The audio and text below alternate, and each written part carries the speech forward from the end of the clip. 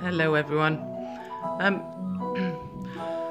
Today's a good day, another good day again, and I'm getting some crochet done, so that's always good because I started this project for my niece in February and still not finished. No, not good. But, I'll get there, she'll get it. Yeah, I wanted to talk today about finding something that can bring you back into reality when you have like a depression cloud come over you, or like I do. I've found that my maternal instinct is quite strong. So, when it comes to my children and their safety and now my new nephew, I hear him cry. I can be upstairs and I can hear him cry downstairs, and I'm like, I could be in bed like, as sometimes I am, and I'll hear him cry and I'll be like, ding, oh, he needs me, quick, he needs me, I've got to go and help him, and so I think that's a really, really positive thing, that I've identified something now that's good. Oh, hold on, he's staring again.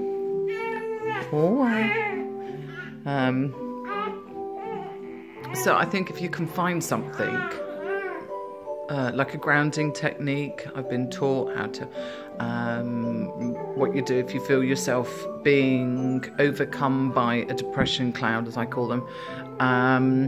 You look for 3 things of the same colour in the room, and you name them and you colour them.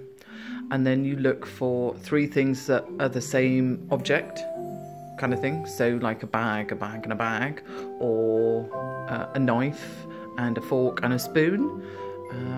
And by doing that, you then bring yourself back into the moment that you should be in, i.e. reality. And I think that's always a good start if you're on a good day where you can control yourself. But I think when you're having a bad day, there's not really a lot you can do. I mean, if you're watching these and you want to know how to help someone with mental illness, literally sometimes all you can do is read how they are. If they're in bed, if they're curled up in bed and they're scared and petrified, ask them what they need. Ask them what would help. If they say a cup of tea, then run and go get them a cup of tea. If they say not having you in the room, then please don't take that offensively. It's just something, they need a bit of space. And I'm very, very lucky that my husband is very accommodating in those circumstances, and sometimes just leaves me just to watch TV or something. And when I say watch TV, it may seem to an outsider that, oh, my wife's just laying in bed watching TV. Please don't presume that. Please don't presume that, because that TV programme is taking her away from her thoughts, or his thoughts, or the child. It's the person with the depression is distracting themselves, either by being on their phone, playing a certain game. If you find something that's repetitive and the person in question keeps doing it over and over again, it's more than likely something that they're doing to stop themselves thinking. Because when it's quiet, you then have the argument, excuse me, you then have the voices and the arguments and whatnot going on inside your head, and it's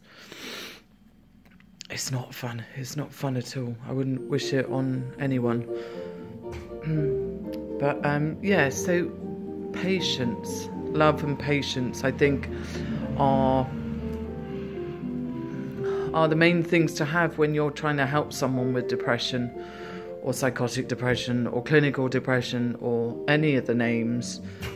It's a dark place to be, and it's not a nice place to be. And I understand all those who try and eradicate themselves from what they believe to be a painful problem for people. I understand that. I've been there once. You know, I hold my hands up, I cut myself. But it's not to get attention, it's not anything like that, because I generally hide my arm when I've done it. It really, really does release, for me anyway. I'm not suggesting that if you have depression and you've been thinking about cutting, and now, you know, this weird woman in Facebook or whatever, no, on YouTube, this weird woman on YouTube is now saying, yeah, great, go and cut yourself, yeah, because you release it. No, that's not what I'm saying. I'm not saying that at all. I'm saying in my truth and my understanding, it helps me sometimes.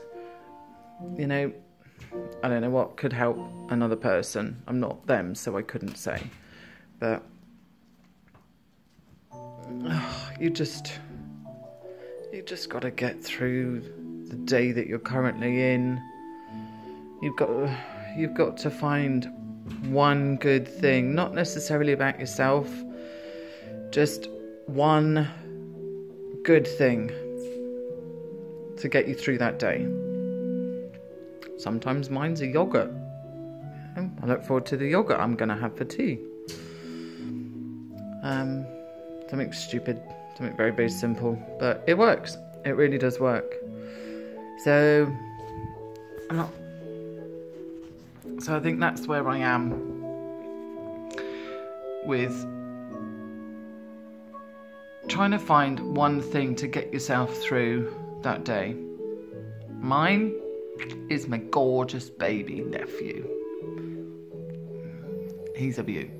He's an absolute beauty.